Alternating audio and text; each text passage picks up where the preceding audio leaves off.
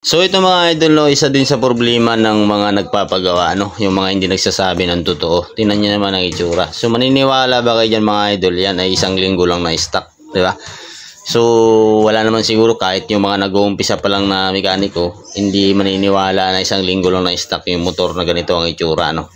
So ang tanong ko dito, bakit kailangan yung magipagsinungaling pa kung ano nangyari sa motor, kung gaano katagal na stock, kung ilang buwan ba, di ba? Hindi naman masama na sabihin mo yung totoo para pagka binuksan ng mekaniko yung motor mo, hindi na siya mag-expect na maganda pa, di ba?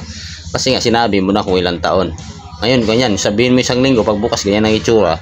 Wala, kalokohan yan na may iniwala sa mekaniko. Tapos yung iba din, pagka tinanong mo, sir, napagawa mo na ba to? Sabihin na sa'yo, hindi pa nakalas yan, hindi pa nakalas. Pero pagkalas mo, may mga naka-welding, balik-baliktad ng washer, di ba? Kung ano-ano mga ginagawa, di ba? E di nahuli ka rin sa sarili mong sarili mong dila sa pagsisinungaling mo.